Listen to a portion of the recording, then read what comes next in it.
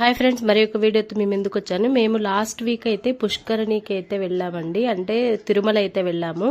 అక్కడ స్వామివారి పుష్కరిణిలో స్నానం చేసామన్నమాట. ఈ స్వామివారి పుష్కరిణి దగ్గర 8వ మెట్టుకు ఒక ప్రత్యేకత అయితే ఉందంటండి.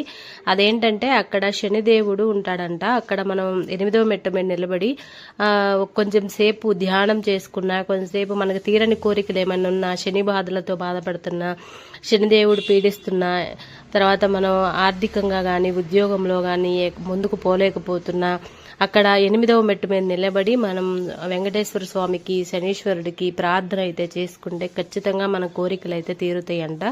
వెంబడే తీరకపోయినా కూడా మనం ఆ సమస్యల్ని ఎదుర్కోగలిగే శక్తి అయితే మనకు ఖచ్చితంగా వస్తుందంటండి.